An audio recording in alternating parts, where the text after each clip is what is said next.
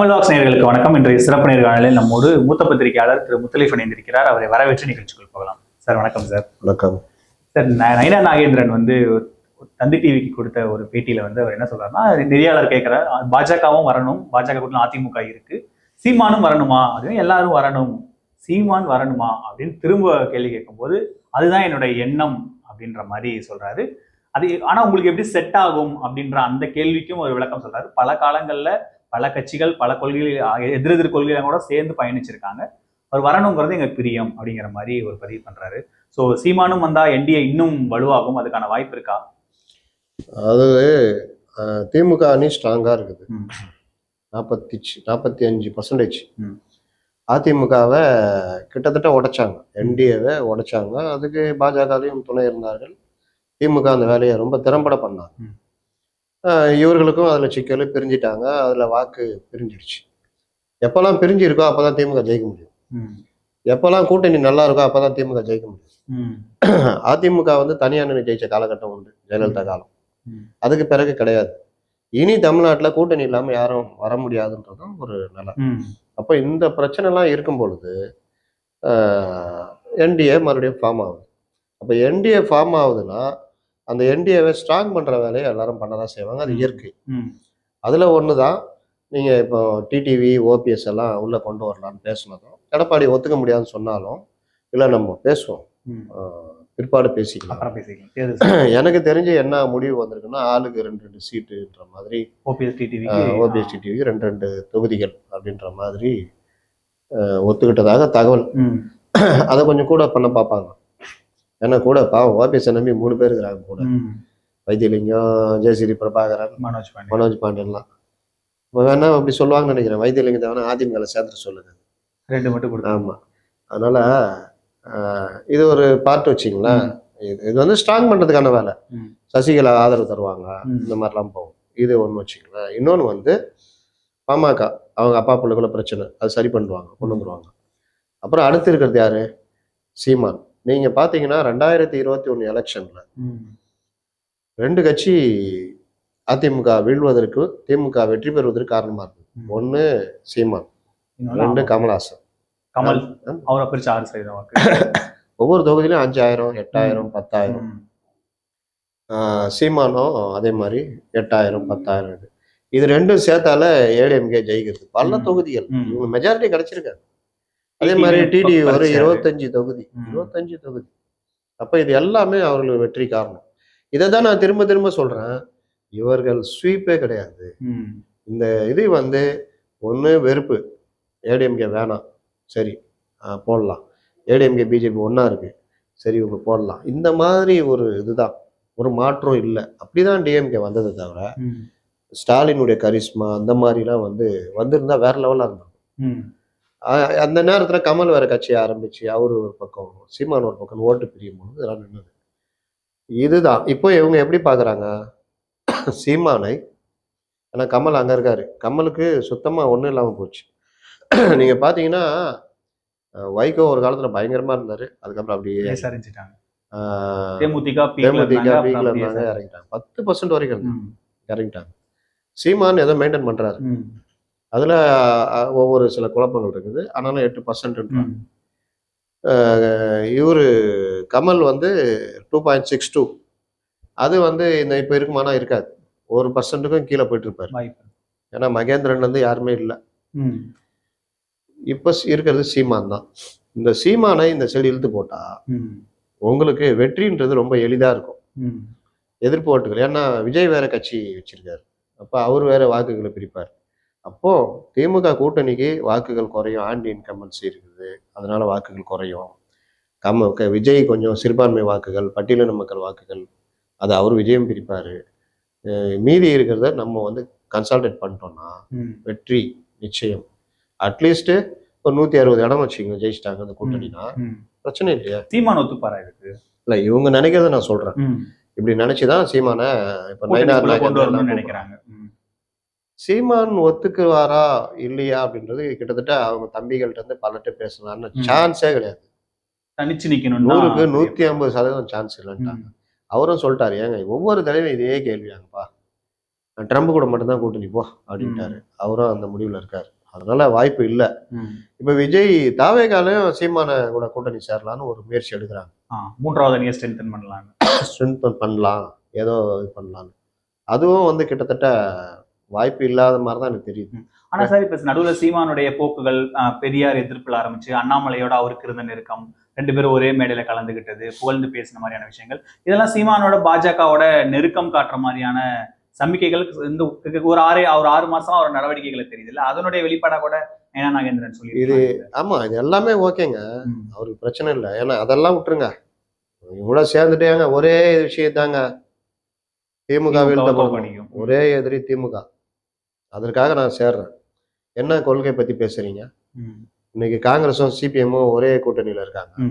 எதிர் கொள்கை, அவங்க ஒத்து போலையா? பல விஷயங்கள்ல முரண்படுற பலரும் வந்து ஏதோ ஒரு விஷயத்துல அது நான் இதே திமுக பாஜகவோட போலையா, அதிமுக போலையா? யாருக்கிட்ட போல? அதெல்லாம் சொல்லாதீங்கன்னு சொல்லிட்டு அடிச்சிடலாம். என்ன பிரச்சனைனா, இவருக்கு இதுக்கு பிறகு அப்படின்னு வரும்பொழுது திராவிடம் அப்படின்றத எதிர்த்து பண்ண முடியாது. தமிழ் தேசியத்துல உறுதியா பேச நீர்த்து போகிறதுக்கான வாய்ப்பு இருக்கு. ஏன்னா இது அந்த மாதிரி காலகட்டம், அடிச்சு நகர்த்துவாங்க. இவருக்கு எதிராக திமுக ரொம்ப பயங்கரமா பண்ணுவாங்க இந்த பிரச்சாரம்லாம். இப்போ அப்படி பிரச்சனை இல்லை, தனியா நின்று எல்லாரையும் அடிக்கலாம். இவங்களை கொஞ்சம் மல்லமா கூட அடிச்சுக்கலாம். ஏன்னா இவர்கள் எதிரி இல்லை, பொது எதிரி ஆட்சியில் இருப்பவர்கள் வீழ்த்தப்பட வேண்டும்.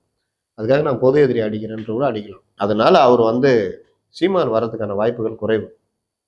ஆனா இப்போ பாஜக தரப்புல அவரை வராரு அப்படி அவரு வேணும்னு ட்ரை பண்ணும்போது அவர்கிட்ட சில பேச்சுவார்த்தைகள்லாம் நடத்துவாங்க. தொகுதி பங்கீடு, அதிமுக கூட்டணி எவ்வளவு நாள் தனியாவே போட்டிட்டு 8%, 7% வாக்குகளை பிரிச்சிருப்பீங்க, அதிகாரத்துக்குள்ள வாங்க, எம்எல்ஏக்களை வெற்றி பெறலாம்னு அது பாஜகன்னு ஒரு ட்ரீட்மெண்ட் இருக்குல்ல, அந்த ட்ரீட்மெண்ட்ல அவங்க அணுகும்போது சீமான் அது ஒரு சிக்கல் இருக்கு.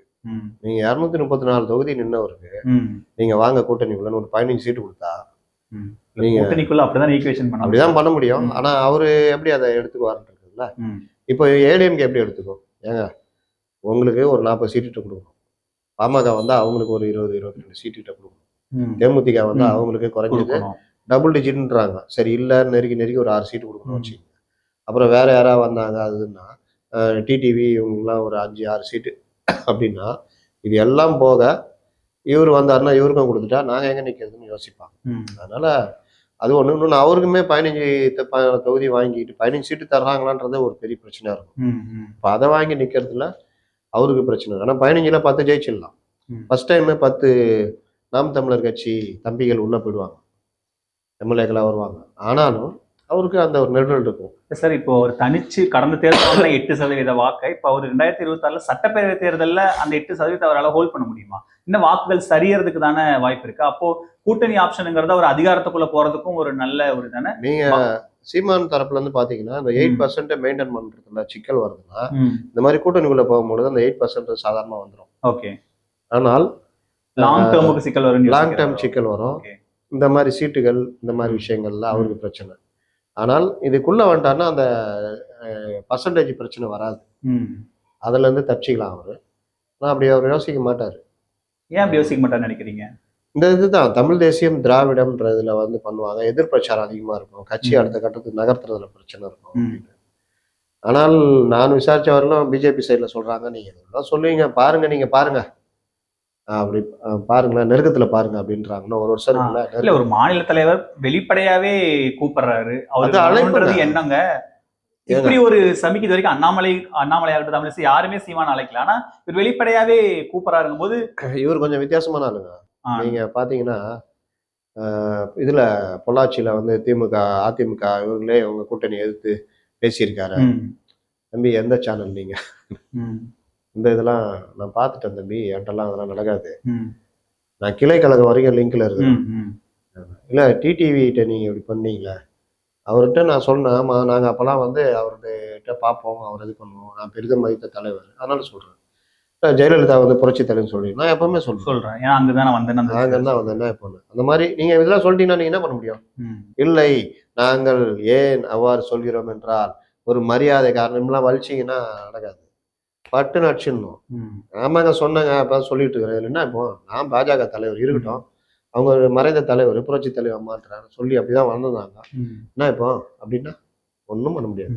எப்பவுமே வெளிப்படையா அடிக்கிறோன்னா நீங்க எதுவுமே பண்ண முடியாது. ஆனா அரசியல்ல அந்த டிப்ளமேட்டிக்கா இப்போ இதே வெளிப்படையா சொல்லிட்டாரு, ஒருவேளை சீமான் வரலன்னா சீமான் பாஜக தலைமை ஏத்துக்கலாம் ஒரு நம்பிக்கை இல்லைன்னா அது ஒரு பர்செப்ஷன் அதெல்லாம் உருட்டுவாங்க.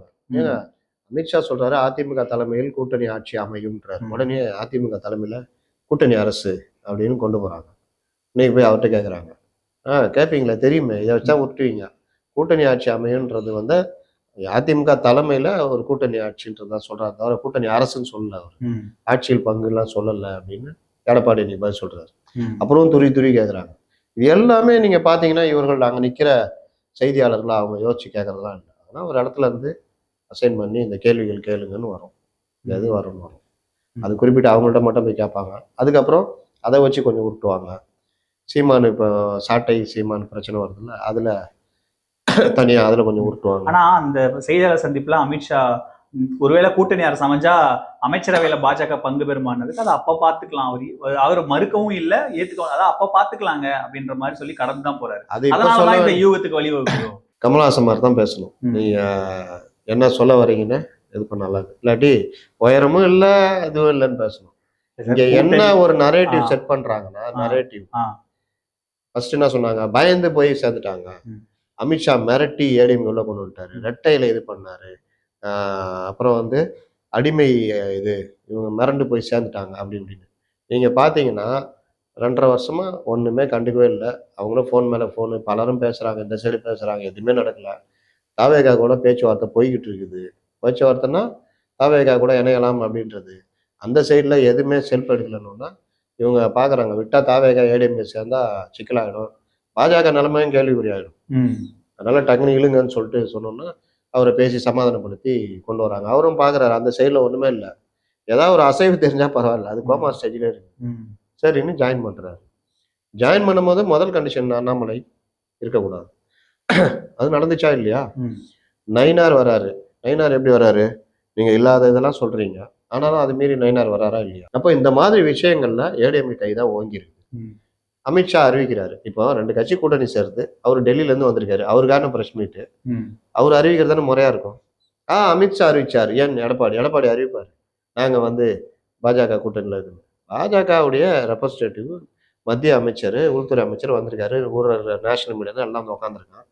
கேள்வி கேட்கும் போது அவர் தான் அறிவிக்கிறது தான் கரெக்டா இருக்கும். இல்ல தேசிய அளவுலனா ஓகே, இங்க தமிழ்நாட்டுல அவர் தான் தலைமைங்கும் போது வந்திருக்காருல்ல, இன்னும் கிரிப்பா இருக்கும்ல. நீங்க யார் வந்திருக்கான்றது இல்ல, பிரதமர் வந்திருக்காருன்னா பிரதமர் தான் பேசுவார், ஏன்னா அவங்க தான் சீஃப் கெஸ்ட். அப்ப அவர் அறிவிக்கிறார். இதுல யார் அறிவிக்கணும், நீ அறிவிச்சா? இப்போ எடப்பாடி அறிவிச்சுதான் வச்சுக்கீங்க, ஏங்க அவரு பாத்தீங்களா இவர் அறிவிக்கும் போது அமித்ஷா வாட்டில கம்முன்னு இருந்தாரு அப்படின்னு ஒரு இதை உருட்டுவாங்க. உருட்டணும்னு முடிவு பண்ணியாச்சுன்னா என்ன வேணா உருட்டலாம். அவர் பாத்தீங்களா கையை இவ்வளவு தூரம் மடிச்சு விட்டு உக்காந்தாரு எடப்பாடி, வழக்கமா எவ்வளவு தூரம் மடிச்சு விடுவாருன்னுவாங்க. ஈன்னு சிரிச்சுக்கிட்டு இருக்காருங்க, அமித்ஷா வெறுப்பேத்துறாருங்க அவரு அப்படின்வாங்க. ஒம்முன்னு இருந்தா அமித்ஷா சொன்னதுல அவருக்கு ஈடுபாடே இல்லைங்க, விருப்பமே இல்லைங்க, அதனாலதான் ஒம்முன்னு உட்கார்ந்து இருந்த எடப்பாடி அப்படின்னு போடுவாங்க. அதனால நீங்க எதுவுமே பண்ண முடியாது. நம்ம ஊடகங்களுடைய இது என்னன்னா, எது பிரச்சனை எதை பத்தி பேசணும்லாம் கிடையாது. அந்த நேரத்துல என்னென்ன சின்ன சின்ன விஷயங்கள் இருக்குது அதை எடுத்துட்டு அதுதான் பெரிய பிரேக்கிங் போட்டுக்கிட்டு அதை வச்சு உருட்டிக்கிட்டு இருக்குது. சரி, கூட்டணியே அமையிட்டாங்க, அமையாம போன்றீங்களா நீங்க? நாளைக்கே நான் கேட்குறேன், 90 சீட்டு ஏடிஎம்கே ஜெயிக்குது, இவங்க எல்லாம் சேர்ந்து ஒரு 28 சீட் 30 சீட்டு ஜெயிக்கிறாங்க, அப்ப என்ன வரும் சொல்லுங்க? கூட்டணி அரசு அமையும், அவ்வளவுதான். நீ சொல்லுன்னா அவங்க என்ன நினைச்சிருப்பாங்க, நம்ம 160 சீட் நிற்போம், 110 120 130 சீட்டு வந்துடும், நம்ம தான் மெஜாரிட்டி. டிஎம்கே ஏடிஎம்கே பொறுத்த வரைக்கும் தனி பெரும்பான்மை யாருக்கும் ஆட்சியில், அவ்வளவுதான். இதுவும் நடக்கும் அதுவும் நடக்குங்க.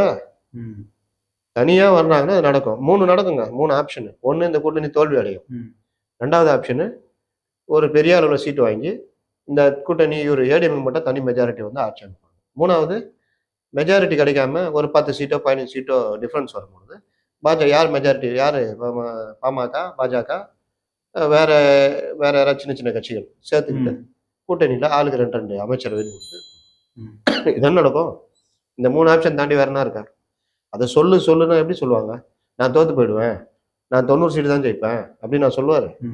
அவங்க தெளிவா ஒரு விஷயத்த சொல்றாங்க. விஜய் கூட கூட்டணி அரசா அப்படின்னு கேட்டப்பவே ஜெயக்குமார் வந்து எல்லாம் என்ன சொன்னாங்க, நீ சொல்லுன்னா அவங்க என்ன நினைச்சிருப்பாங்க, நம்ம 160 சீட் நிற்போம், 110 120 130 சீட்டு வந்துடும், நம்ம தான் மெஜாரிட்டி. டிஎம்கே ஏடிஎம்கே பொறுத்த வரைக்கும் தனி பெரும்பான்மை யாருக்கும் ஆட்சியில் அவ்வளவுதான் தலைமை அப்படின்னு சொல்லாம அது அப்ப நம்ம பாத்துக்கிறோங்கன்னு சொல்லிட்டு போகும்போதுதான் அந்த மாதிரி கேட்கல. பண்றாங்க. அமித்ஷா பேட்டி முழுதும் கேட்டேன், அந்த மாதிரி எல்லாம் கேட்கல. கூட்டணியில நீங்க பங்கு பெறுவீங்களா இல்ல அந்த கேள்வி கேட்டாங்க, அமைச்சரவையில பங்கு பெறுவீங்களான்னு கேட்கும்போது அது அப்ப பாத்துக்கலாங்கன்னு சொல்லிட்டாரு. தேர்தல் சமயத்துல அந்த மாதிரி இல்ல. இன்னொன்னு அவர் ஹிந்தியில ஷார்ட்டா சொல்றாரு. அவரு அந்த ஸ்ரீகாந்த்ன்றவரு அதிகாரம் இதுன்ற மாதிரி கொஞ்சம் எக்ஸ்ட்ரா பிட்டு சேர்த்து சொல்றாரு. தமிழ்ல இருக்கிறத சொன்னதை வச்சுட்டு இவங்க எடுக்கிறாங்க. அமித்ஷா பல தடவை திட்டினார் பாத்தீங்களா? ஏன்னா அவரு சில இதை தப்பா சொன்னாரு, சில இது சொல்ல மறந்துட்டாரு. இந்த வேலைலாம் பண்ணப்ப நடந்தது. அதனால இது மேட்ரு இல்லைங்க, இது ஒரு மேட்ரே கிடையாதுங்க. மெஜாரிட்டி இல்லைன்னா கூட்டணி ஆட்சி தாங்க. மெஜாரிட்டி வந்தா கூட்டணி ஆட்சி கிடையாதுங்க. மெஜாரிட்டி இல்லாம கலைஞர் ஆட்சியில பங்கு கொடுக்காம அது கலைஞர். அதனால இப்ப வர சொல்லுங்க பாப்போம். இப்ப நான் இந்த சைடு சொல்றேன். இதே மாதிரி விஜய் போட்டு எல்லாரையும் வலிச்சு விட்டாரு வச்சுங்க, 2006 மாதிரி விஜய் போட்டு இழுத்து விட்டாப்புல. அப்போ வந்து என்ன ஆகும்? நீங்க இப்போ டிஎம்கே 90 சீட்டு ஜெயிச்சிருக்குது, காங்கிரஸ் ஒரு 10 சீட்டு 100, மற்றவங்க எல்லாம் சேர்ந்து ஒரு 18 சீட்டு 118 சீட்டு. அப்போ எப்படி வரும்? கலைஞர் மாதிரி எல்லாம் பண்ணுங்க நாங்க தான் அப்படின்னு விட்டுருவாங்களா? நெருங்கி தள்ளுவாங்க.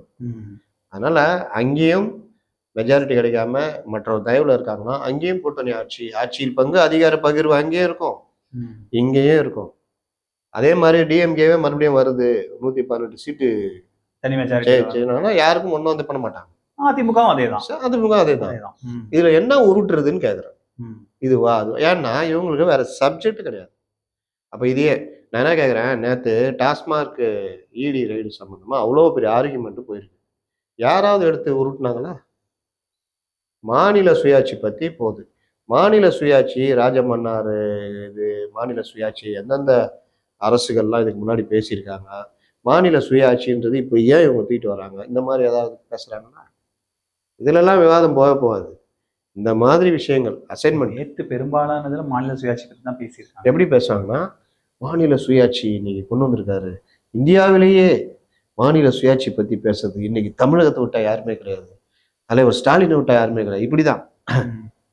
ஷியாம் வந்து பெரிதும் மதிக்கக்கூடிய பத்திரிகையாளர். அவரு எப்பவுமே நான் அவருடைய இதை கவனிப்பேன். அவருடைய வருஷன் என்னன்னு சொல்லிட்டு ரொம்ப பக்காவா இருக்கும். நீங்க மற்றவங்க வருஷன்லாம் விட்டுருங்க, சார்பு இருக்கும், இல்லை அந்த விஷயம் தெரியாம பேசுவாங்க. ஷியாம் மட்டும் அவரு பக்காவா கரெக்டா பாயிண்ட தொடுவாரு, பல விஷயங்களை கனெக்ட் பண்ணுவார். அவரே என்ன சொல்றாரு, மாநில சுயாட்சி தீர்மானம்ன்றது இந்த தேதியில தமிழ்நாடு எடுத்தது வந்து மிகப்பெரிய ஒரு விஷயமா நான் பாக்குறேன். இன்னைக்கு உரிமைகள் அதுன்னு நான் எப்படி பாக்குறேன்னா, பல இதை பரன்ல இருந்து பல ஃபைல் எடுத்து தூசி தட்டி தட்டி எடுக்கிறாங்க. கச்சத்தீவு, இந்தி திணிப்பு, டீலிமிட்டேஷனு, இந்த மாதிரி அதுல ஒரு ஃபைல் தான் மாநில சுயாட்சி. நீங்க மாநில சுயாட்சி நீ கேட்குறாருல்ல எடப்பாடி, 16 வருஷம் இருந்தீங்க, அப்ப என்ன பண்ணிருந்தீங்க? மாநில தேவை வரலன்றாங்க. ஓ, அப்பெல்லாம் மாநில சுயாட்சி இருந்துச்சா? அப்படின்னா இந்த அளவுக்கு மோடி வர்றதுக்கு முன்னாடி அளவுக்கு அவ்வளவு இதா இல்ல, இதை விட மோசமா இருந்தது. இதை விட மோசமா இருந்தது. நீங்க மீத்தேன்ல இருந்து, நிதி அடிப்புல இருந்து, ரெய்டுல இருந்து, கூட இருந்த கட்சிக்கு ஆபீஸ்ல ரெய்டு விட்டாங்களா இல்லையா? அப்ப இல்லையா மாநில சுயாட்சி? அறிவாலயத்துல ரெய்டு வந்துச்சா இல்லையா? சன் டிவி ஆபீஸ் தானே. எதிர்க்கு ரெய்டு, எதுல ரெய்டு வச்சு? மாடியில ரெய்டு நடந்துச்சா இல்லையா? 2Gல அரெஸ்ட் பண்ணாங்களா இல்லையா? அப்பெல்லாம் மாநில சுயாட்சின்னு ஆச்சு. பல இது நடந்தது. அதே மாதிரி உரிமைகள் கேட்கறதும் மற்ற விஷயங்கள்லையும் நான் இன்னொன்னு சொல்றேன். 96க்கு பிறகு ஒரு நிலை இல்லாத ஒரு, அதாவது ராஜீவ்காந்தி மரணத்துக்கு பிறகு, நரசிம்மராவ் ஓரளவுக்கு 91 96 தள்ளுன பிறகு, 96க்கு பிறகு ஒரு நிலை இல்லாத இதெல்லாம் நடந்த பிறகு திமுக போன்ற மாநில கட்சிகள் அகில இந்திய லெவல்ல ஆதிக்கம் செலுத்த ஆரம்பிச்சாங்க. அதுக்கு முன்னாடி வரைக்கும் மதிக்கவே மாட்டாங்க. கூட்டணியில அமைச்சரன்னு உட்கார ஆரம்பிச்சதுலாம் அந்த பீரியடு தான், தேசிய முன்னணி பீரியடு, அந்த பீரியடு. அப்போ அந்த டைம்ல தான் உங்களுடைய வலிமையை நீங்க காமிச்சிருக்கணும். 2004ல இருந்து 14 வரைக்கும் யார் இருந்தா? நடுவில் 11ல விலகிட்டீங்க. 2004ல இருந்து 99ல இருந்து வாஜ்பாய் பீரியட்லயும் ஃபுல்லா இருந்தாங்க. கடைசியில விலகி இங்க யூபியில சேர்ந்துட்டாங்க. வாஜ்பாய் பீரியட்ல கேட்டிருக்கலாம்ல, இந்த கல்வியை பொது பட்டியலில் இருந்து மாநில பட்டியலுக்கு மாற்றணுன்றத கொண்டு வந்திருக்கலாம்ல. எவ்வளோ விஷயம், காவிரி இஷ்யூ என்னன்னா இவங்க அது கிடையாது. இவங்க ஆட்சியில் இருக்கும்போது அதுக்கேற்ற மாதிரி மாறிடுவாங்க. நிதி தரமாட்டேன்னு காங்கிரஸ் எங்கேயும் சொல்லவே இல்லை. இப்ப நிதி கொடுக்க மாட்டாங்க, முடியாது. நிதி பகிர்வு நிறைய சிக்கல் இருக்கும்போது நிதி பகிர்வு எல்லா காலத்திலும் இருந்திருக்கு. இப்போவும் இருக்கிறது, எல்லா காலத்துலையும் இருந்தது. இப்போ ஜிஎஸ்டி வந்திருக்குது, அப்போ ஜிஎஸ்டி கிடையாது, மற்ற விஷயங்கள் இருந்தது, அது இருந்தது. மத்திய மாநில அரசுகளுடைய பிரச்சனைகள் இருந்தது. ஏன் நான் கேட்குறேன், மாநில சுயாட்சி பேசுகிறீங்களா, காவிரி பிரச்சனையை காங்கிரஸ் எப்படி கையாண்டுச்சு? கொஞ்சமாவது நமக்கு நன்மை செஞ்சுருக்காங்களா? நமக்கு செஞ்சதே கிடையாது. நீங்கள் 74 அந்த ஒப்பந்தத்தை புதுப்பிக்கிறாங்க, 154 டிஎம்சி அந்த நமக்கு ஆரம்பத்தில் கொடுத்துட்டு இருக்கிறாங்க. அதை அப்படியே பாதிக்கு பாதி ஆக்குறாங்க. அன்னைக்கு கவர்மெண்ட் இவர் தானே, அப்போ தானே ராஜமன்னார் கமிஷன்லாம் போட்டிங்க, மாநில சுயாட்சி மத்தியில் கூட்டாட்சிலாம் பேசுனீங்கல்ல, ஏன் அப்போ விட்டீங்க? அதை பாதிக்கு பாதி 75 டிஎம்சியை நம்ம ஆக்கினாங்க. ஏன் அது ஒப்பந்தத்தில் ஒத்துக்கிட்டீங்க? இன்னைக்கு அது 30 டிஎம்சி கூட கொடுக்க மாட்டேங்கிறானே, மிஞ்சி போனால் கொடுக்குறான். அங்கே மழை பெஞ்சு ஆனால் உடஞ்சி ரொம்புற மாதிரி தான் திறந்து விட்டுறான், 1 லட்சம் கண்ணாடின்னு திறந்து விட்றான். மற்ற காலத்தில் கேட்டால் தரமாட்டேங்கிறான். இப்போ அணையும் கட்டிக்கிறான். மாநில சுயாட்சி எங்கே போச்சு? நீங்கள் இன்னும் கேட்டால், இந்த மாநில சுயாட்சி விவகாரங்களில் அடித்து நகர்த்தி கோர்ட்டு மூலிமா தீர்ப்பு, காவிரி மேலாண்மை ஆணையம் இதெல்லாம் அமைக்க வச்சதில் முக்கிய பங்கு வச்சது பார்த்தீங்கன்னா ஜெயலலிதா. உண்மையிலே சொல்லலாம், பல விஷயங்கள் ஜெயலலிதா அந்த மாதிரி விஷயங்களை இறங்கி அடிச்சிருக்காங்க. இவங்கெல்லாம் அது இது பண்ணதே கிடையாது. கச்சத்தீவு விவகாரம், இன்னைக்கு கச்சத்தீவு தீட்டு வராங்களா? மாநில சுயாட்சியில் அது வராதா? அன்றைக்கி ஏன் விட்டு கொடுத்தீங்க? கல்வியை 76 தானே மாற்றுறாங்க, எமர்ஜென்சி பீரியடில் மாற்றுறாங்க. நீங்கள் 99 வந்தீங்கல்ல, வாஜ்பாய் பீரியட் 5 வருஷம், ஏங்க அது மாதிரி இந்திரா காந்தி இப்படி பண்ணிடுச்சிங்க காங்கிரஸ், நீங்கள் மாற்றி விடுங்கன்னு சொல்ல வேண்டியதானே? அதை பற்றிலாம் கவலையே கிடையாது. கார்பரேட்டுகளுக்கு உதவி பண்ணுறது இருக்குல்ல, இன்னைக்கு பேசுகிறாங்களா பிஜேபி, அதை யார் ஆரம்பிச்சு வச்சா? இதே காங்கிரஸ் தானே, சிதம்பரம் தானே. வராக்கடன் ஒன்று கான்செப்ட் இருக்குல்ல, பல லட்சம் கோடி ரூபாவை வராக்கடன் தள்ளுபடி எந்த கவர்மெண்ட் பண்ணுச்சு? காங்கிரஸ் கவர்மெண்ட்டு. இன்னைக்கு உட்காந்து இதை பேசிக்கிட்டு இருக்கிறாங்க. எல்லாருமே கவர்மெண்ட் தான், ஆட்சியாளர்கள் தான். இந்த மாதிரி கசக்கி புளியறது, கார்பரேட்டுகள் உதவி, பணக்காரன் உதவி, ஏழை மக்கள் தலையில வரிய போடுறது, காங்கிரஸ் இருந்தாலும் பிஜேபி இருந்தாலும் எல்லாரும் அவர்கள் அரசாக தான் நடப்பான், அதிகாரி தான் நடப்பான். ஸோ இப்படி அங்கே தமிழகத்துல இப்படி நிறைய ஆன்டி பிஜேபிக்கான சென்டிமெண்ட் நிறைய இருக்கு, இந்த ஓட்டு இருக்கு, இது பிரிஞ்சிடக்கூடாது அப்படிங்கிறது தான் இந்த அதுக்காக தான் பரன்ல இருந்து சீமான் எல்லாத்தையும் நம்ம ஒரு கூட்டணியில வச்சுக்கலாம், இவங்க இந்த இதை கூர்மைப்படுத்துறதுக்கான காய் நகர்த்தல் இப்படிதான் புரிஞ்சு. அது ஒண்ணு. இன்னொன்னு, ஆன்டி பிஜேபி உடைய அந்த இது இருக்குல்ல, அதை அப்படியே மெயின்டைன் பண்ணிக்கணும். நம்ம மேல உள்ள கோவத்தை, அந்த வாக்கு செதறாம, அது ஆக்சுவலா சீமான் வெளியே இருந்தா அந்த வாக்கு செதறதுக்கு வாய்ப்பு இருக்குல்ல, அது என்டிஏக்கு பிளஸ் தானே. அப்பயும் சீமான திரும்ப நயினார் உள்ள போறாரு. சீமான் பிஜேபி அடிக்கிறதோட டிஎம்கே தான் அதிகம் அடிக்கிறாரு. ரெண்டு பேரும் ஒரே குட்டியை ஒரு மட்டைகள்னு தான் விமர்சிச்சுட்டு போறாங்க. ஆமா, அந்த வாக்கு செதறும் பொழுது சீமானுக்கு போச்சுன்னா, அதே வாக்கு சீமான் கூட்டணியில இருந்தாருன்னா. பட் இப்ப இவங்க எல்லாம் சேர்ந்துட்டாங்கன்னா அப்படியே ஆன்டி பிஜேபி ஓட்டு அப்படியே திமுகக்குள்ள வந்துரும். அப்ப திமுக பலம் தானே. கிட்டத்தட்ட ஒரு வகையில அந்த மாதிரி விஜய் கொஞ்சம் டிஎம்கே வாக்குகளை பிரிப்பாரு. விஜய் டிஎம்கே உடைய கோர் வாக்குகளே பிரிப்பாரு. இஸ்லாமியரோட கோர் வாக்குகளை பிரிக்க மாட்டாங்க. சொல்றேன், இஸ்லாமியர்கள் வாக்குகளை ஏடிஎம் கிட்ட இல்ல. 17% இஸ்லாமியர்கள் சிறுபான்மை இது பட்டியலின மக்களுக்கான இது நீங்க கேட்டீங்களா? ஏடிஎம் கிட்ட இல்ல, டிஎம் கிட்ட இருக்குது. டிஎம்கேக்கு மட்டுமே பட்டா போட்டு கொடுத்துருக்காங்க. இப்ப அந்த பட்டா போட்டு கொடுத்ததுல கை வைக்கிறது விஜய். நீங்க வேணா லீடே போட்டுக்கங்க. 17% விஜய் கை வைப்பார். அந்த கை வைக்கிறது அதிமுகவுக்கு போவாது, சீமானுக்கு போவாது, விஜய்க்கு போகும். ஒரு இஃப்தார் விருந்துல கலந்துக்கிட்டாங்கன்றதுக்காக ஓட்டு போட்டுருவாங்க. இஃப்தார் விருந்து, இந்த வக்போர்டு மசோதா, அதை நம்பிக்கையில போடுவாங்கன்னு ஒண்ணு இருக்குல்ல சார். விஜய் என்ன ஒரு நிலைப்பாடு உறுதியா இருக்கு? அப்படி கிடையாது. நான் அந்த ஓட்டு எப்படி பிரியும் நான் சொல்றேன். நான் இஸ்லாமியர், நான் போய் பால் வாங்க போறேன், 30 ரூபா, வெளியில வாங்க லூஸ்ல வாங்கினா 42 ரூபா. என்னங்க 42 ரூபான்றீங்க? ஆமாங்க. இல்லைங்க, நான் இஸ்லாமிய சிறுபான்மையினர், நான் திமுக தான் ஓட்டு போடுவேன். அப்படியா, நீ இஸ்லாமிய சிறுபான்மையினரா? சொல்லவே இல்லை, சொல்லிக்க வேண்டியதானே, தான் 28 ரூபா கொடுங்க அப்படின்னு. கிடையாது, அவங்களுக்கும் அதே வேலை தான். கரண்ட் பில் கட்ட போறாங்க. நான் போன வருஷம் 1500 ரூபா. அது ஆட்சிக்கு எதிரான வாக்குகள்னு காயின் பண்ணலாம். இருங்க, இஸ்லாமிய வாக்குகள் காயின் பண்ணலாம். இருங்க, போறாங்க 4500 ரூபா. என்னங்க, நான் இஸ்லாமிய சிறுபான்மை. அப்படியா, அப்ப நீ 1500 ரூபா கட்டுங்கன்னு சொல்ல போறது. இந்த கோவம்லாம் இருக்குல்ல, இந்த ஆட்சி ஒளிணும்டா இவங்க பண்றது, ரவுடிசம், இது போலீஸ், இது இஸ்லாமியர்களுக்கும் எதுவும் பண்ணல. சரி, பிரதிநிதித்துவமே இந்த கட்சியில இல்லை. மாற்று இங்க பார்த்தா பிஜேபி கூட இல்லடா இருக்கும் அந்த ஆளு எடப்பாடி அப்படின்னு. சரி, ரைட், வேற என்ன பண்றது? இவங்க என்ன பண்ணுவாங்க, அங்க பாருங்க பிஜேபி உள்ள வந்துடும், ஓட்டு போட. ஆமாமா, பிஜேபி உள்ள வந்துடும், போடு அப்படின்னு. இப்போ அந்த கோபம் இருக்குல்ல, அதுக்கு ஒரு வடிகால். இன்னும் சும்மா சும்மா நீ இஸ்லாமியன்ற நீயே ஏமாத்திட்டு இருக்கிற. தம்பி வந்து ஒரு தடவை கொடுப்போம், சான்ஸ் கொடுப்போம். பெண்கள்கிட்ட பலர் பேர்ட்ட என்ன இருக்குது, ஒரு தடவை கொடுத்து பார்ப்போமே. இங்க என்ன பிரச்சனைனா, விஜய் அதற்கு தயாரா இருக்காரான்றதான் பிரச்சனை. அதை பத்தி தான் நான் திரும்ப திரும்ப பேசிட்டு இருக்கேன். இவங்களுக்கு கோவம் வருது. உனக்கு அந்த வாய் அது ஓரளவுக்கு வந்துடுங்க. அதை மாறி அதையும் நம்ப வைக்கணும்ல சார் அவங்கள. அதுக்கு விஜய் தனத்தை எக்யூப் பண்ணிக்கணும். நீங்க இப்போ வந்து விஜய்க்கு எவ்வளவு % ஓட்டு வரும்னு நினைக்கிறீங்க? ஒரு 8-9. இன்னும் கொஞ்சம் போனா டபுள் டிஜிட் வர வாய்ப்பு இருக்கு. ஏன் சொல்றீங்க? அவர் தான் எதுவுமே பண்ணல. ஏன் சொல்றீங்க? அவருக்கு இருக்கிற தொண்டர், அந்த நிர்வாகிகள், அதுக்கப்புறம் அந்த ஃபேன்ஸ், இதெல்லாம் வச்சு. இது மட்டும் இல்ல, கொஞ்சம் பேரு மாற்றம் வேணும்னு நினைப்பாங்கல்ல. மாற்றம் வேணும். அவங்க விஜய்க்கு ஆட்சிக்கு வரமாட்டாருன்னு நினைக்க மாட்டான். அவனுக்கு அதெல்லாம் தெரியாது.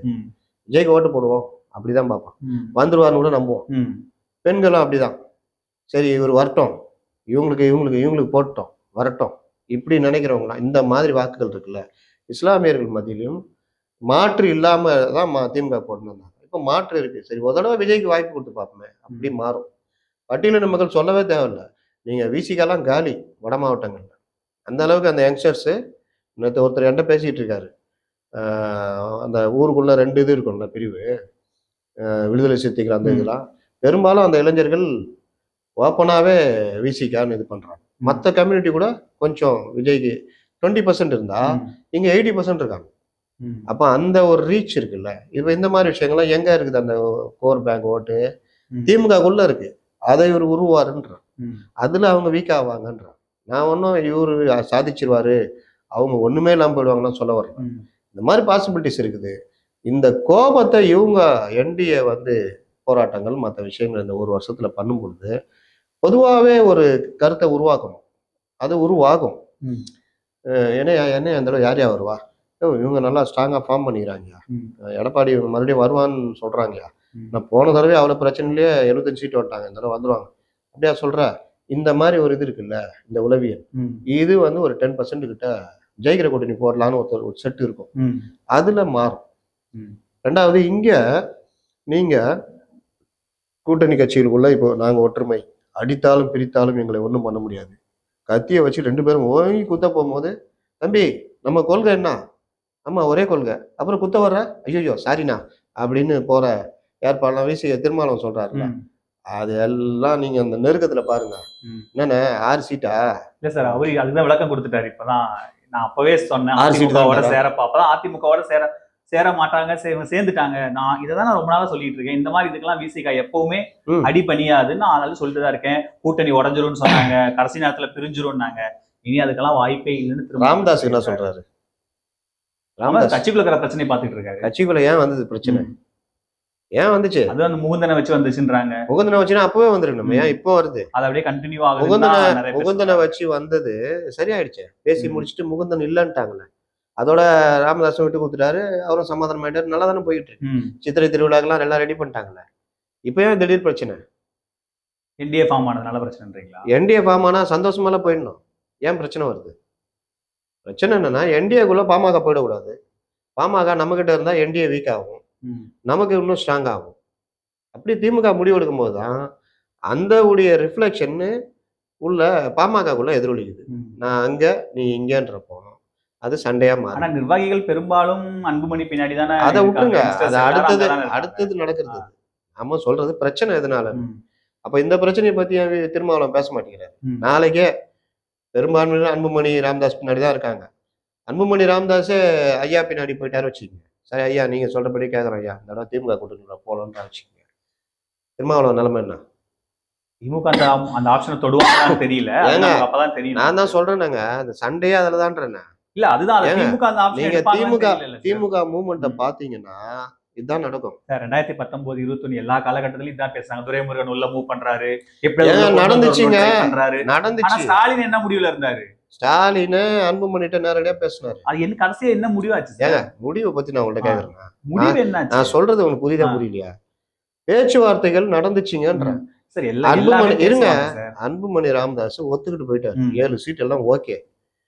ஐயா ஒத்துக்கல, என்டிஏல போய் ஜாயின் பண்ணிட்டாங்க. சேம் இதே தான், அன்புமணி ராமதாஸ் என்டிஏ கூட இருக்காரு. ஐயா ஒத்துக்கல, ஐயா இங்கே வரணும்னு நினைக்கிறாரு. எது நடக்குமோ அது நடக்குங்க. முயற்சி இருக்குன்றேன். நீங்க அதுக்கு முடிவை பத்தி கேக்குறீங்க. எல்லா காலகட்டத்திலும் இந்த முயற்சி இருந்திருக்குல்லன்னு சொல்றேன் நான். ஏங்க இப்ப நான் சொன்னதை நீங்க சொல்றீங்க. இப்ப அந்த முயற்சி இப்ப இருக்குன்றேன். அந்த முயற்சி இப்ப இருக்கிறதுனாலதான் அதுக்குள்ள பிரச்சனைன்றேன். அந்த முயற்சி எப்படி வேணா நடக்கும்ன்றேன். திடீர்னு நான் திமுக சாதகமா ஐயா முடிவு எடுத்துட்டாருன்னா திரும்ப அவ்வளவு நிலைமை என்னன்னு கேக்குறேன். நான் அந்த கேட்டா நீங்க அதை விட்டு வேற எதுக்கெல்லாம் போறீங்க? அதை பத்தி திமுக தான் எடுக்கணும். அதை பத்தி திரும்ப பேசுறாரான்னு கேக்குறேன். நான் திமுக எல்லாம் போடும்லங்க சார். இது யூகம் தானே சார். அது திரும்ப ஏன் அவரு அதுவும் யூகம் தானுங்க. நாங்க அப்படி இருக்கோம் இப்படி இருக்கோம், நாங்க ஒற்றுமையா இருக்கோம், அதெல்லாம் கிடையாது.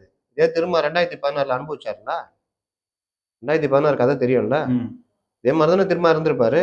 திரும்ப கிளம்புங்க, நாங்க 200 சீட் நீங்கன்னு அனுப்பிச்சு விட்டாங்கல்ல. ஏதோ நடக்கும், அரசியல்ல எது வேணாலும் நடக்கும். நேற்று வரைக்கும் ஏடிஎம் கூட கூட்டணி இல்லை, ஏடிஎம்க்கு பாஜக கூட்டணி, இன்னைக்கு தங்கமும் சதயம் மாதிரி இருக்காங்க. நேற்று வரைக்கும் அண்ணாமலை சாஸ்வதம், இன்னைக்கு அண்ணாமலை எங்க பாபா கோகையில தியானம் பண்ணிட்டு இருக்காரு. இதுதான் அரசியல். அதனால அரசியல்ல நீங்க எதுவும் நடக்குது. இப்ப நீங்க சீமான் கேட்டீங்க, நான் என்ன சொன்னேன், வர வாய்ப்பே இல்லை. ஆனா அவங்க என்ன சொல்றாங்க, நீங்க கடைசி டைம்ல பாருங்க ஆட்சி நகர்த்திடுவாங்கன்னு. அதுவும் நடக்கும். எப்பவுமே நீங்க நம்ம விருப்பமோ எதுவுமே பேச முடியாது, அனலைஸ் தான் பண்ண முடியும். இப்படி போனா இப்படி, இப்படி போனா இப்படி, இப்படி போனா இப்படின்னு. அதுலதான் நம்ம இந்த விஷயம் சொல்றோம். நாளைக்கே பாமக அங்க போச்சுன்னா விசிகா அவுட்டு, இது இன்னும் இது அவுட்டு, இது அவுட்டுன்னா தாவேகா கிட்ட விசிகா போகணும். அப்ப எங்க போச்சு கொள்கை கூட்டணி? அதனால அப்படிலாம் கிடையாது வாழ்க்கை, அரசியலும் அப்படி கிடையாது. அப்போ இப்ப திருமாவளவன் அதை சொல்றாரு. இது ஒரு பார்ட் வச்சுக்கிங்க. நான் சொல்ல வந்தது என்னன்னா, முன்ன மாதிரி அங்க நிலைமை இல்லைன்ற. சீட் ஷேரிங்ல நாங்க 180 நிக்கணும், நீங்க அதே 6 வச்சுக்கீங்க, நீங்க 20 நிமிஷம் ஒத்துக்க மாட்டாங்கன்ற. புரியுதா? துணை முதல்வர்னு போஸ்ட் ஓட்டுறாங்க. அது கேட்டா அவர் அப்புறம் தலைவர் இல்ல நான் அப்படி இல்லைன்னு இந்த புஷியானந்த் ஓட்டினார்ல, கேட்டா யாரோ ஓட்டிட்டாங்கன்ட்டாப்ல. இதெல்லாம் கணக்கு, அரசியல் இதெல்லாம் கணக்கு.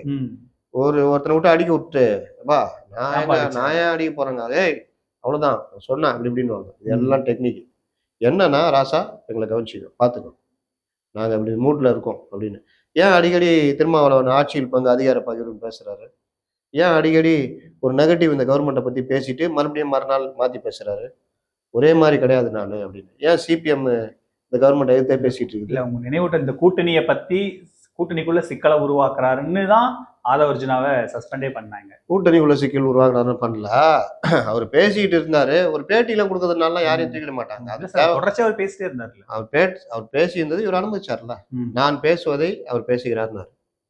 நான் என்ன சொல்ல நினைச்சேனோ அதை அவர் சொல்றாருனாரு. ரெண்டாவது, இந்த கட்சிக்குள்ள யார் வேண்டுமானாலும் பேசலாம், அதற்கு உரிமை இருக்கிறது, ஆனால் இறுதி முடிவை நான் தான் எடுப்பேன். அதற்கு பிறகு மறுபடியும் அந்த விழா நடக்கும் பொழுது இவங்களுக்கு அந்த போக்கு தெரியுது. ஆதவ அர்ஜுன் இந்த விஷயத்தை எப்படி கொண்டு போறாரு, விஜயும் திருமாவளவனையும் சந்திக்க வச்சா அது ஒரு புது அணி உருவாக்கலாம்னு ஆதவ் ட்ரை பண்றாருன்னு அவங்களுக்கு தெரியுது. அப்போ அவங்களாம் யாரும் பண்ணல, அவங்க கட்சியில இருக்கிற விசிகால இருக்கிற டிஎம்கே ரெப்ரஸன்டேட்டிவை இது பண்ணி விட்டாங்க. என்னப்பா நேற்று வந்தாப்புல திருமா கூட நெருங்கிட்டாரு, துணை பொதுச்செயலாளர் ஆயிட்டாரு, ஒரு மாதிரி பண்ணிக்கிட்டு இருக்காரு, என்னப்பா நீங்களாம் எதுக்கு பண்ணோம்னா அந்த கட்சிக்குள்ளேயே பிரச்சனையை உருவாக்குறாங்க. அந்த நெருக்கடிலாம் தான் இவருக்கு இதாச்சு. இவர் தான் சொல்றாரு கூட்டணி ஒற்றுமை, எங்களை மதிக்கிறாங்கன்னு. அப்புறம் அவங்க நெருக்கடி கொடுத்தாங்க. நீங்க போங்க சார், நீங்க போய் அட்டன் பண்ணிட்டு வாங்கன்னு சொல்ல வேண்டியதானே? அட்டன் பண்ணனால திரும்ப தான் உறுதியா இருக்காருல்ல, அட்டன் பண்ணிட்டு நிகழ்ச்சி தானே, இன்னும் அம்பேத்கர் நிகழ்ச்சி, அது பேசிட்டு வரலாம். அப்ப அந்த நெருக்கடி வந்தது இல்ல. இன்னொன்னும் சொல்றேன், நானே வெளியிடுறீங்க, எந்த கூட்டணி கட்சியை கேட்டீங்க? நீங்களா ராஜ்நாத் சிங் கூட்டு வரீங்க, அவங்க சங்கடம் தானே அது. அது ஒண்ணு, இண்டி கூட்டணியில யாரையும் கூட்டு வரல. அதுவும் இல்லாம எதிர் முனையில இருந்து கூட்டு வர்றீங்க. பாசிச பாஜக நீங்க சொல்ற அந்த பாஜக இருந்து கூட்டு கலைஞர் நானே தான் மத்திய அரசு விழான்னு முதல்வர் சொல்லிட்டாரு. நீங்க பத்திரிகையாளர் தானே? இல்ல, அவர் சொல்லதான் உங்களுக்கு சொல்றேன். அவரோட ரியாக்ஷன் இருக்குல்ல, அது 2 நாள் கூட அந்த இது உயிரோட இல்ல. எல்முருகன் சொல்லிட்டாரு, ஏங்க நிகழ்ச்சி, ஏங்க நீங்க என்னங்க, நீங்க நிகழ்ச்சி யாருங்க அழைப்புதல் கொடுக்குறா, யாருங்க முன்னின்று நடத்துறா? தலைமைச் செயலாளர். அவரும் எல்முருகன் அடுத்த நாள் செய்தார். அப்புறம் என்ன, அவர் சொல்லிட்டாருன்னா அவரு சொல்லட்டும், நம்ம எப்படி இதை எடுத்துக்கிறோம்ன்றதை பொறுத்துதான் விவாதம் கொண்டு போக முடியும். இது ஸ்டேட் கவர்மெண்ட் நடத்தின விழா, ஸ்டேட் கவர்மெண்ட் தீர்மானிக்குது, இவங்க போய் கூட்டு வர்றாங்க. ஏன் ராகுல் காந்தி வச்சு வெளியிட்டா நல்லா இருக்காங்க? இல்ல ஃபருக் அப்துல்லா கலைஞருடைய நண்பர், இல்ல இவரு நம்ம லல்லு பிரசாத் யாதவ் கலைஞருடைய நண்பர், அவங்களாம் வெளியிட்டா உண்மையிலே அது கலைஞருக்கு பெரிய மரியாதை தானே. அதனால இவர்கள் அந்த நேரத்துக்கு ஏற்றாம மாறுவாங்க, இவங்களாம் நேரத்துக்கு உருட்டுவாங்க, இவங்க வாசிப்பாங்க, நேரத்துக்கு வாசிக்கல. என் கணவர் மீது, விஜயகாந்த் மீது பிரதமர் அவ்வளோ பற்று, அவ்வளோ பண்பு, பேரன்பு. உடனே அவரு உங்களுடைய பேரன்பிற்கு நான் மிகவும் மகிழ்கிறேன். அவரை தலைமுறைகள் கடந்தும் அவர் வாழ்வார். அவரை எல்லாரும் மதிப்பார்கள். உங்களுடைய பாராட்டுக்கு நன்றி. இவங்க அப்படின்னா என்ன அர்த்தம்? கூட்டணிக்குள்ள அதான் இப்போ தேமுதிக உள்ள வராங்க, பாமகக்குள்ள கடைசி நேரத்துல எப்படி என்டிஏக்குள்ள அவங்க அலைன் ஆக வாய்ப்பு இருக்கு. சீமானு வரும்போது ஒரு பெரிய அலைன்ஸ் வரும்போது கண்டிப்பா திமுக சீமானு வருமானதுதான் சொல்ல முடியாது. அது சப்போஸ் வந்தாருன்னா இன்னும் போட்டி பெரிய கடுமையா கூட்டணிங்க. போட்டிக்கு பயங்கர கடுமையாயிடும். பெரிய கூட்டணி கிட்டத்தட்ட உளவியல் ரீதியா எல்லாமே நீங்க யாரை கேட்டாலும் பயங்கரமான கூட்டணி ஜெயிச்சு வந்து அடிச்சுவாங்க அவங்க. சீமானே கூட்டணிகளை வந்துட்டாரும் போது இன்னும் அது அவங்களுக்கு ஒரு ஆடட் அட்வான்டேஜ். பிரச்சாரம். சீமான் ஒரு பக்கம், நயினார் நாகேந்திரன் ஒரு பக்கம், அண்ணாமலை கொண்டு வந்து இறக்கி விட்டாங்க. ஆமா, அவரும் பிரச்சாரம் பண்ண. அண்ணாமலை ஒரு பக்கம், எடப்பாடி ஒரு பக்கம், சிவி சண்முகம் ஒரு பக்கம், இது இல்லாம டிடிவியை கொண்டு வந்தோன்னா அவர் ஒரு பக்கம், கிருஷ்ணசாமி கொண்டு வந்தா அவர் ஒரு பக்கம். இப்படி இறங்கி அடிச்சா இவர் இருக்காரு பாண்டியன், ஜான் பாண்டியன், இதெல்லாம் இறங்கி அடிச்சா என்ன ஆகும்? தென் மாவட்டங்கள்லயும், கொங்கு மண்டலத்திலயும், வட மாவட்டங்கள்லயும் அப்படியே முடிச்சு விட்டுருவாங்க. அதனால இது வந்து இதுக்குதான் டிஎம்கே பயப்படுது. வெளியில காமிச்சிக்கல, உள்ளுக்குள்ள அந்த இது இருக்கு, வெளியில காமிச்சிக்கல. அதுக்குதான் இந்த மாதிரி பழைய விஷயங்களை எடுத்துக்கொண்டு வந்து மாநில சுயாட்சி, மத்தியில் கூட்டாட்சின்னு சொல்ல மாட்டேங்கிறாங்க. கலைஞருடைய வசனத்துல அது ஒண்ணும் இல்லை. அப்ப இந்த மாதிரி விஷயங்கள்லாம் போட்டு உருட்டுறாங்க. சீமான் வராரான்னு பொறுத்திருந்து பார்க்கணும் சார். ஆனா வரமாட்டாருன்னு நீங்க கான்பிடண்டா சொல்றீங்க. ஏன்னா அவர் தமிழ் தேசியத்துல உறுதியா ஆட்களை கேட்டப்ப அவங்க சொன்னாங்க. ஆனா இந்த சைடு கேட்டா வருவார் பாரு, கடைசி நேரத்துல பாருங்கன்றாங்க. அது பாஜகவுடைய எண்ணம். அதனால ஒரு வெளிப்படையா அழைப்பு வந்திருக்கு. சீமான் என்ன முடிவு எடுக்கிறாருன்னு பார்ப்போம் சார். நன்றி சார், இவ்வளவு நேரம் செலவழிச்சதுக்கு நன்றி.